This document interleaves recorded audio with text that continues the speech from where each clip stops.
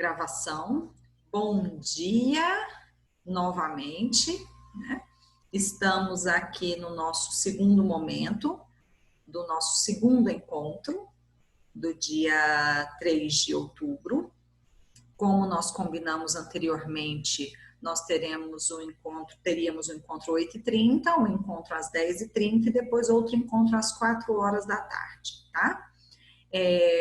Esse segundo encontro tem muita informação, né? Ele tem muita densidade. E aí eu preciso que vocês vão me dando um feedback, assim, professor, estamos conseguindo acompanhar, a professora pisa no freio, né? Porque às vezes, para mim, tá tudo ok e continuo, e vocês às vezes precisam que eu desacelere um pouquinho. No primeiro momento, né, da nossa aula, eu convidei aí quem tiver acesso ao link do livro Psicopatologia e Semiologia dos Transtornos Mentais, do Dalgal Arrondo, que acesse o capítulo 3, já que vocês têm o link, né? Eu pedi para vocês fazerem a leitura de 3 capítulos na semana passada, então quem fez a leitura vai conseguir acompanhar bem. E dentro de tudo que foi falado nos capítulos que eu pedi para leitura, tem algumas informações que eu acho que é pertinente, assim, elas são pertinentes para a gente começar a nossa discussão sobre a saúde e a patologia, né? A saúde e o adoecimento mental. Então, no capítulo 3, ele começa com uma poesia de Carlos Drummond de Andrade, e a poesia fala assim: que é loucura? Ser cavaleiro andante ou segui-lo como escudeiro? De nós dois, quem é o louco verdadeiro? O que acordado sonha doidamente? O que, mesmo vendado, vê o real e segue o sonho de um doido pelas bruxas embruxado? Eu acho muito bacana essa poesia do Carlos Drummond de Andrade, né? Quixote e Sancho de Portinari, que ele convida a gente a pensar. Estamos sempre dentro de um polo, ou no polo da loucura, ou no polo da saúde. Será que é assim mesmo que funciona? Será que quando a gente recebe uma pessoa, no nosso caso, principalmente crianças, com um diagnóstico de adoecimento mental, será que sair da saúde completa coloca o sujeito dentro desse diagnóstico de loucura, né? Estar fora da normalidade, que até conversamos semana passada, né? No senso comum, o normal, e aí o outro é o anormal. Será que é disso que a gente está falando? Será que é sobre isso que a gente precisa discutir? Ou será que o conceito de saúde e de adoecimento é muito mais amplo do que isso? Esse é o tópico desse nosso segundo encontro, né, no dia de hoje, nessa formação de módulo de psicopatologia na formação de psicopedagogia, tá bom?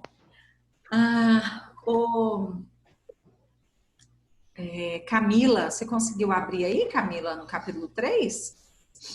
Sim, consegui sim. Eu enviei o arquivo para a turma.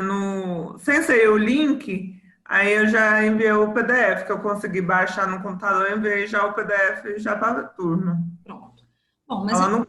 tá certo. Mas eu entendo que tem muita gente que ao acessar aqui a aula no Zoom não consiga entrar lá no capítulo 3 e não tem problema. Existem 3 tópicos que eu quero fazer a leitura compartilhada aqui com vocês para que aqueles que leram relembrem o que foi lido e aqueles que não fizeram a leitura possam participar da aula também junto com a gente, tá? Ô, Camila, você pode começar aí para a gente, por favor?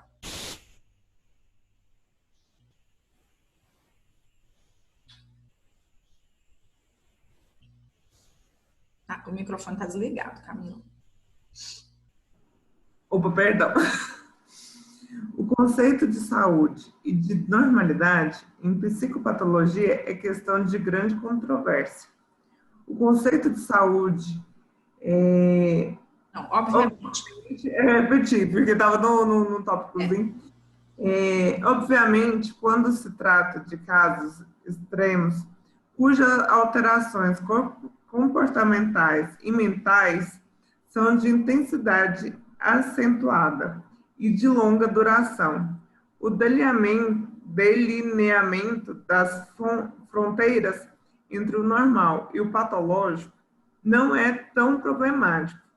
Entretanto, há muitos casos limítrofes nos quais a delimitação entre comportamentos e as formas de sentir normais e patológicas é bastante difícil. Pronto. Esse era o primeiro tópico que eu queria, obrigada, viu, Camila? Que eu queria compartilhar com vocês. Tanto dentro da história da psicopatologia, quanto dentro de um diagnóstico, é sempre muito tênue esse limite entre a saúde e o adoecimento. Vocês estudaram comigo aqui manuais, né, de formas de classificar o adoecimento. Então, tem o DSM-5, tem o CIF, tem o CID, né? São formas de classificar, de catalogar, de mostrar quais são os sintomas de um adoecimento. Mas, na maioria dos casos, a gente enfrenta o desafio de, primeiro, encaixar aquele sujeito dentro de um diagnóstico. É muito frequente a gente encontrar isso, né? Dar um diagnóstico não é algo tão simples. Dar um diagnóstico passa pela realidade ambiental desse sujeito, né? Pelas características que cercam esse adoecimento.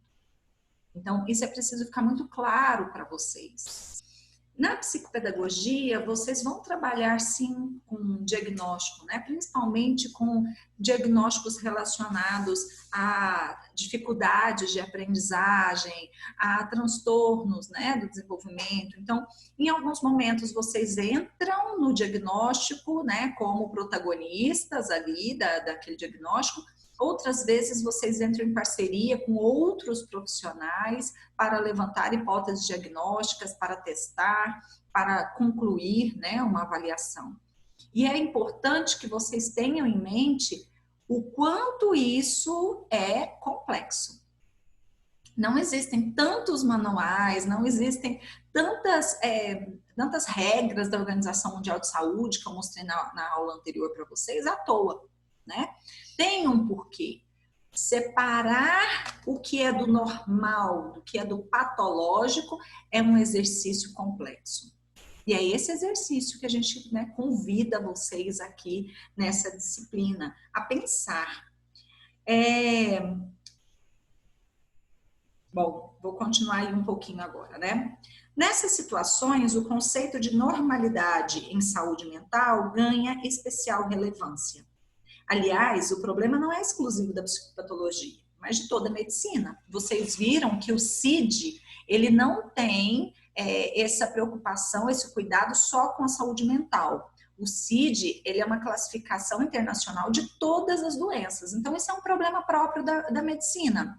Se o sujeito está em A ou B, no normal ou no patológico. O exemplo que o livro traz, eu não traria outro exemplo, que é o caso da diabetes, da hipertensão, né? Ele fala assim, olha, em alguns momentos, a pessoa é considerada, momentos históricos, né? A pessoa é considerada hipertensa, por causa de um determinado nível de pressão que ela chega. Em outros momentos históricos, aquilo não é considerado mais hipertensão. Na diabetes isso acontece também. Eu lembro que quando eu tinha uns 25 anos, eu fui diagnosticada com um prolapso da válvula mitral. Era uma falha no meu coração lá, um buraquinho no meu coração que fazia o sangue voltar, né? Na verdade, só ir e voltava. E eu lembro que o médico disse, você vai ter que tomar medicamento para o resto da vida. Vai ter uma vida normal, mas vai ter medicamento para o resto da vida. E exatamente 4 anos depois, em consulta de rotina, o médico falou, não, você não tem mais. Eu falei assim, fechou o buraquinho? Ele falou assim, não, porque agora, dentro da classificação de doenças cardíacas, esse tamanho de buraquinho não é considerado mais doença, suspende o medicamento. Bom, esses exemplos é para vocês, deixa eu deixar a Geise entrar, para vocês perceberem que na psicopatologia isso não é diferente. Essa variação vai acontecer e o profissional precisa estar o tempo todo aberto à discussão de cada caso. Já aconteceu comigo, gente, mãe, pedagoga, psicopedagoga, né, chegar e falar assim, não, meu filho tem isso. Aí eu pergunto, então por que que veio para mim, né? Não, meu filho veio isso, mas a escola pede que tenha um laudo. E aí, a hora que eu vou fazer a avaliação, eu falo, não, eu não concordo com o diagnóstico que chegou para mim. Ah, mas ele tem esse diagnóstico há tanto tempo. Mas não quer dizer que nesse momento, com as pesquisas que a gente tem, com os dados quantitativos que a gente tem, ele encaixa nesse transtorno. E aí a gente precisa reavaliar tudo.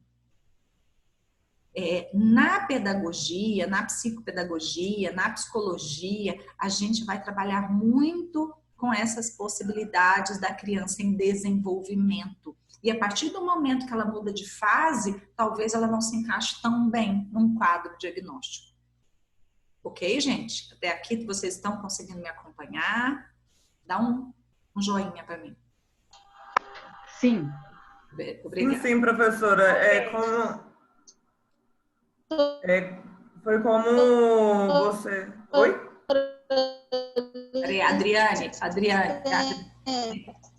Adriane, eu vou deixar você falar. Tem alguém, deixa eu ver quem é, que tentou falar aí agora, mas a voz não saiu, tá? Se quiser repetir. Foi a Adriane. Não, ela estava com o som desligado. Adriane, você quer falar agora? Professora, é porque a minha internet está muito ruim.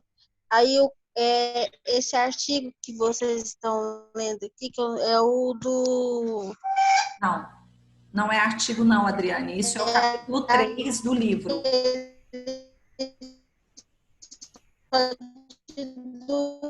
Não, a gente não está conseguindo te ouvir.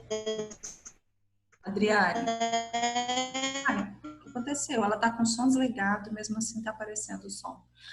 Adriane, não, esse não é do artigo, Adriane. Esse é do capítulo 3 do livro, né? Aquele livro que eu mandei o link para vocês semana passada. Tá? Então, esse é o link do livro e eu pedi para abrir o capítulo 3.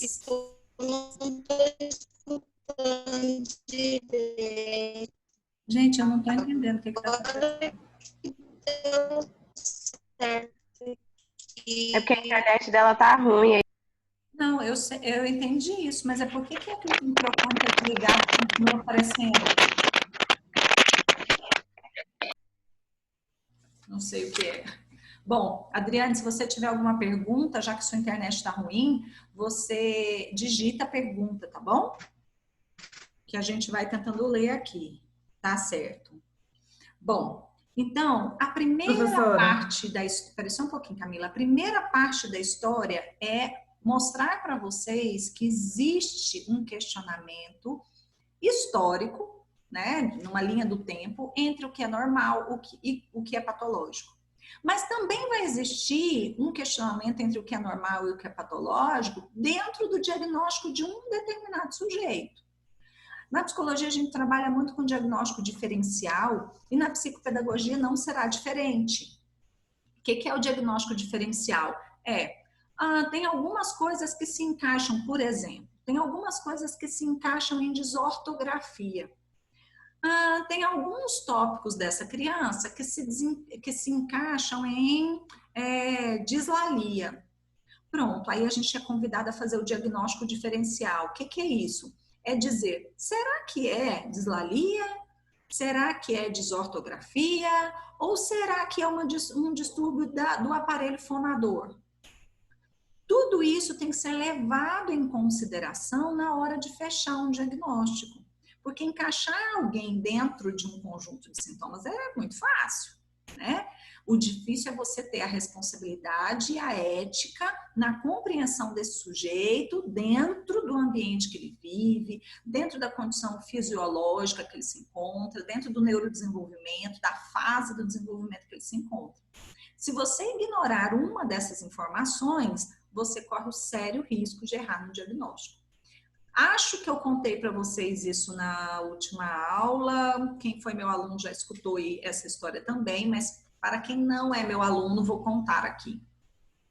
Eu recebi um adolescente já uma vez para avaliação lá no Rio Grande do Norte E esse adolescente tinha um diagnóstico que ele recebeu aos 7 anos de idade de rebaixamento cognitivo, escrito no papel, como o CID traz, de retardamento mental. E chegou para mim com a hipótese diagnóstica de depressão. E aí a gente vai fazer avaliação, a gente sempre faz avaliação cognitiva, né? Principalmente que já tinha muito tempo que ele recebeu esse diagnóstico. Então, fizemos a avaliação completa da criança, porque estávamos dentro da universidade, né? Era um serviço gratuito e a gente obedece um protocolo. Fizemos a avaliação cognitiva. O que descobrimos? Que esse adolescente tinha tanto rebaixamento cognitivo quanto eu. Ou seja, não tinha rebaixamento cognitivo. Mas ele recebeu um diagnóstico de rebaixamento cognitivo. Isso fez com que a família desistisse de mantê-lo dentro da escola. Ele sofreu, né, pela evasão escolar, teve dificuldade, então, de interagir com os colegas do município que ele morava, que era uma cidade muito pequena, acabou sofrendo por isolamento social e chegava, assim, para mim, com depressão. Mas a depressão era só a pontinha do iceberg, né? Ele tinha passado por um diagnóstico errado. E não é qualquer diagnóstico errado. É um diagnóstico de retardo mental. O que eu estou dizendo para vocês? A psicopatologia, ela tem um limite tênue entre a saúde e a doença.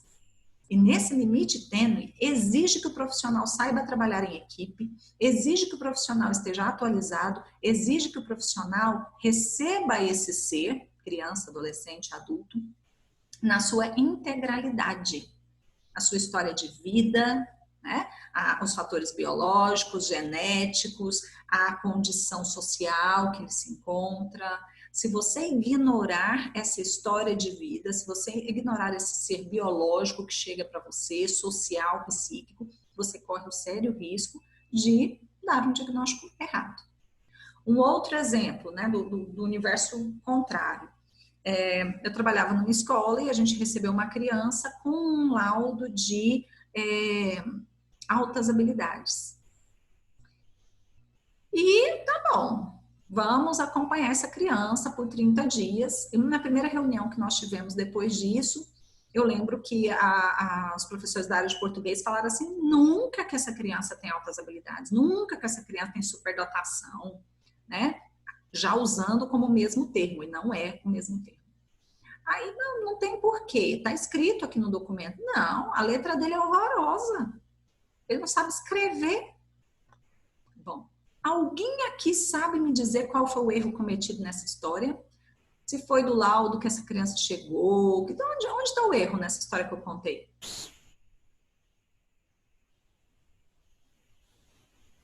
Ai, gente, arrisca. Professora, Pode falar, Lawana. Eu acredito que foi porque nesse momento olhou só para a letra, não olhou para as outras condições, para as outras, o que mais ele fazia, né? Olhou só para a letra. E como a letra era feia, então já taxou aquilo ali. Não sabe nada, porque não sabe escrever bonito.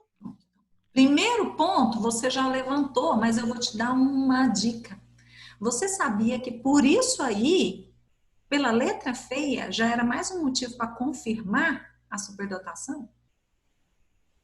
Não. Olha, por quê? Porque geralmente a gente encontra dentro desse diagnóstico uma dificuldade de controle motor fino. Sabe o que eu estou te falando, Lawana? Que a situação ali era de falta de informação. Chegou um diagnóstico, todo mundo tinha uma ideia pré-concebida sobre o que era superdotação, sobre o que era altas habilidades, e ninguém foi estudar o que era.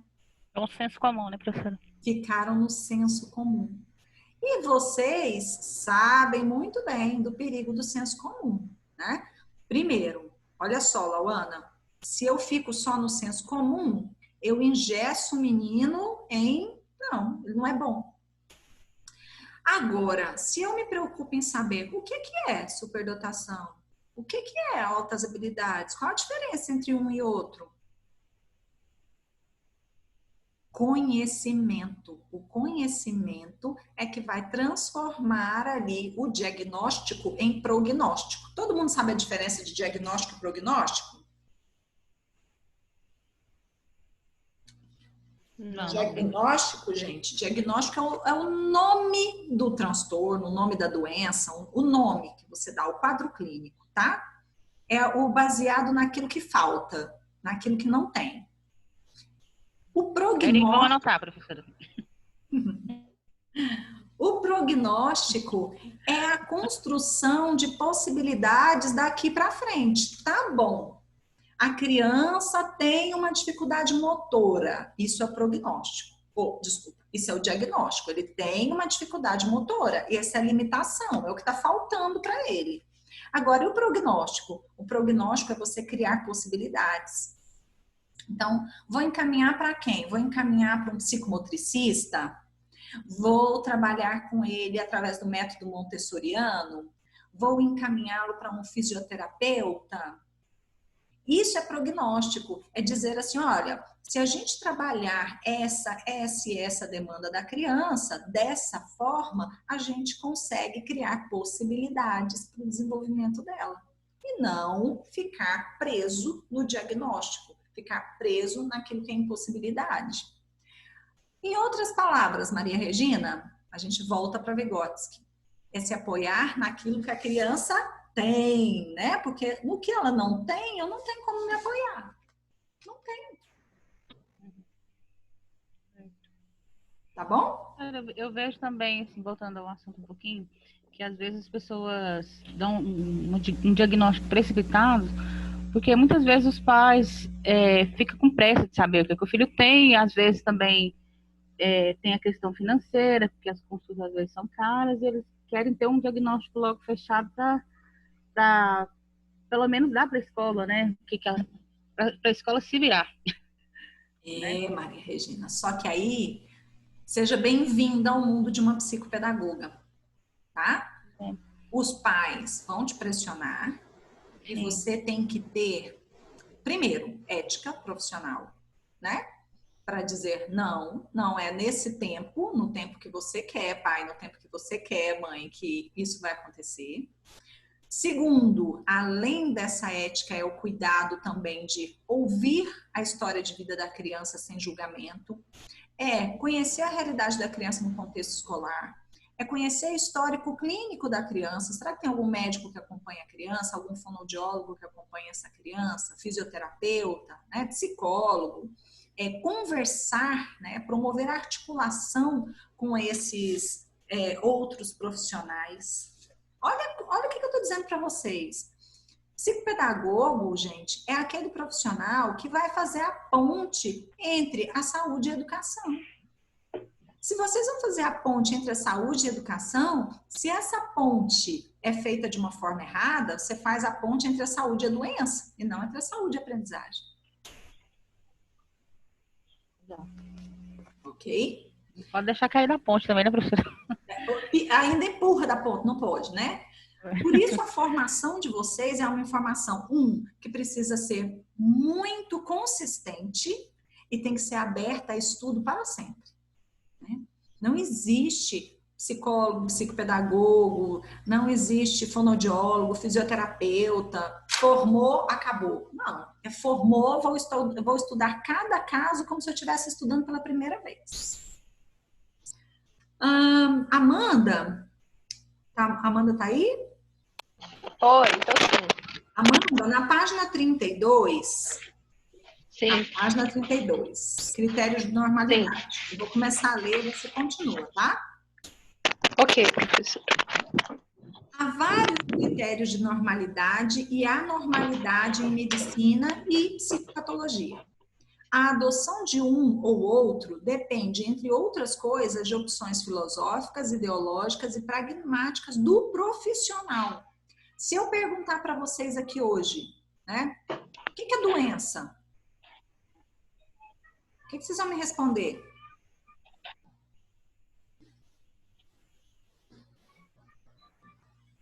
Vou perguntar diferente, então, talvez facilite. O que é saúde?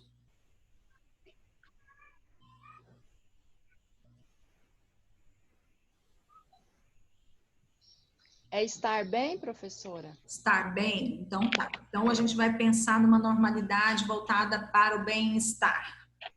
Quem mais Isso, pode me definir essa normalidade? Essa saúde? vamos pôr os quadros, tudo tranquilo, vamos pôr questão de hormônios, batimentos e tudo mais no padrão. Aí, se tá tudo ok, respiração e tudo naquele padrão, então você está saudável, você está tudo bem. Que responde às estatísticas. Então, a gente pode pensar aí na saúde como ausência de doença, a gente pode pensar na saúde, né, dentro do ideal de bem-estar, que é o que Lauana trouxe, a gente pode pensar na saúde como alguém que está dentro dos padrões estatísticos estabelecidos para aquela faixa etária, a gente pode pensar em saúde dentro de normalidade, e aí dentro de normalidade a gente vai encontrar alguns buracos, porque a normalidade funcional ela vai depender do ambiente que o sujeito está inserido. Né? Amanda, leia para a gente aí, por favor, sim, o número 1, normalidade com ausência de doença. O primeiro critério que geralmente se utiliza é o de saúde como ausência de sintomas, de sinais ou de doenças. Segundo a expressiva formulação de Lehrich, 1936, a saúde é a vida no silêncio dos órgãos. Eu acho essa definição linda. A saúde é a vida no silêncio dos órgãos. Ou seja, se você não estiver sentindo ninguém neon no seu corpo, você está saudável, né? Esses dias, atendendo um paciente que tem esclerose lateral aminiotrófica, ele falou justamente essa definição aqui dentro da experiência dele. Ele falou assim, para mim é uma semana boa, aquela semana que eu não estou sentindo nenhuma parte do meu corpo. Ou seja, é isso, né? A saúde é você não estar sentindo nem percebendo nenhuma parte do seu corpo. Se você estiver percebendo o dente, tá doendo. Se você estiver percebendo a respiração, tá doendo, né? Tá incomodando, tem alguma coisa errada. Então, é uma definição muito bacana que vai de encontro ao que nós chamamos de normalidade funcional. E aí, Amanda, pula para outra página, vai lá no item 5. Leia aí para a gente a normalidade funcional. Tal conceito baseia-se em aspectos funcionais e não necessariamente quantitativos. O fenômeno é considerado patológico a partir do momento em que é disfuncional, produz sofrimento para o próprio indivíduo ou para o seu grupo social. Bom, então, dentro daquela normalidade, né, estatística, dentro daquela normalidade esperada, né, dentro de um patamar numérico, a normalidade funcional fala assim, olha, tá bom, não está dentro do número esperado, quantitativo, estatístico, mas ele está mantendo a funcionalidade dele. Na escola, isso é difícil. Por quê? Porque a gente espera que a criança atinja um quantitativo que é esperado, que já foi padronizado para ela. E aí a gente vai ter o tempo todo esse trabalho de lembrar que, às vezes, dentro das possibilidades dela, o funcionamento está um funcionamento adequado, mesmo não atingindo aquela meta estatística. Tá? Sobre a doença e a psicopatologia, vocês podem pensar, por exemplo, numa pessoa que tem mania de limpeza. Aí, geralmente, quando eu trago a psicopatologia, todo mundo na sala começa a pensar em alguém da família ou si mesmo, né, si próprio, que pode ser diagnosticado com algum transtorno. E eu falo assim, gente, quando você começa a estudar os transtornos, você começa a achar que todo mundo tem um transtorno, mas você tem que lembrar desses critérios de normalidade aqui, ó. Tá trazendo sofrimento para o sujeito? Está trazendo uma disfuncionalidade para o sujeito, está trazendo um sofrimento para os que estão ao redor dele, né, o grupo social. Não, então não vai encaixar dentro de quadro patológico. Né? Isso é algo muito, muito importante. Porque geralmente as pessoas, quando a gente começa a falar, por exemplo, transtorno obsessivo compulsivo, aí a pessoa fala assim, minha mãe limpa a casa o tempo todo, não gosta de nada fora do lugar, ela não dorme sem lavar a louça, mas para ela aquilo ali não traz nenhum sofrimento, foi culturalmente ela aprendeu a cuidar da casa daquele jeito. Na história de vida dela, ela está reproduzindo o que ela aprendeu como certo. Ela não está deixando de conviver socialmente para limpar a casa, ela não está deixando de se cuidar para limpar a casa, ela não está deixando de comer para limpar a casa, ou seja, não está trazendo nenhuma disfuncionalidade para ela, né? Professora Bárbara, ótimo, Bárbara, obrigada, vou pedir sim. Sim, Suziane, é essa observação biopsicossocial para você diagnosticar, né? Se existe saúde, ou se tem um processo de adoecimento, ou se existe uma doença já instalada, você tem que entender esse sujeito como biopsicossocial. Por isso a Organização Mundial de Saúde fala assim, olha, só o CID? Não, vamos pegar o CID e vamos pegar o CIF, porque a gente tem que entender a funcionalidade desse sujeito também. Né? Não é só colocá-lo dentro de um quadro de sintomas, é pegar esse quadro de sintomas e observar dentro da realidade desse sujeito. O choro, birra, é diferente do choro de dor, isso, né? Tem várias formas de choro. Em todas elas, o que a gente percebe? Uma dificuldade em nomear o que está sentindo. Se a criança está chorando de birra, se ela está chorando de fome, se ela está chorando de sono, se ela está chorando de dor, em todos esses casos, ela está apresentando uma dificuldade de verbalizar o que ela está sentindo. Depois, a mesma coisa com a bipolaridade, é muito sério, difícil de diagnosticar e muitas pessoas usam de forma superficial. Sim, e aí tem outra coisa no transtorno bipolar, Thaís, né? Já atendi paciente que tinha 10 anos que tinha o diagnóstico de transtorno bipolar, que tomava medicamento para transtorno bipolar e não mudava a qualidade de vida dele. Ele estava do mesmo jeito, né? Passou por 3 médicos diferentes, até que num 4º médico, por ela reconhecer, né, o sofrimento, por ela reconhecer que não estava funcionando, ela trocava de médico. Até que num 4º médico ela descobriu que ela tinha sim um transtorno de personalidade, mas que não era bipolaridade. Quando alterou o medicamento para o medicamento certo para aquele transtorno, a qualidade de vida dela mudou drasticamente. Então, não é, vou deixar você falar, não é algo simples, não pode ser banalizado, o diagnóstico não pode ser banalizado. Fala, Thaís. Aconteceu isso aqui na minha casa, assim, com a minha mãe, a gente passou em 4 médicos, 4 psiquiatras, até que de fato chegasse um ajuste da medicação. O primeiro médico falou de bipolaridade, assim, na primeira consulta. Imagina, sem passar por psicólogo, sem passar por coisa. E aí começou a medicação da quetiapina, que são medicações que se você não usa da forma correta, ela, pelo contrário, ela potencializa outros sintomas.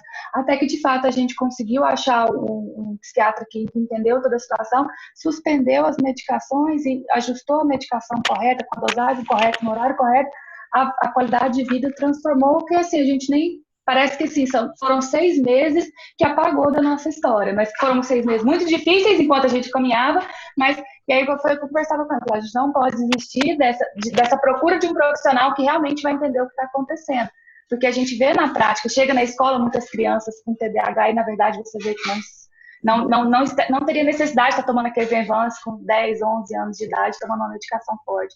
E é muito complicado isso, né? Essa linha muito tênue entre a normalidade e a patologia, transcende muitas vezes o conceito, transcende muitas vezes a teoria científica, é necessário olhar muitos outros viés. E aí, gente, muito obrigada, viu, Thaís, por você compartilhar, porque eu acho que é um exemplo perfeito. Eu vou mandar para vocês agora...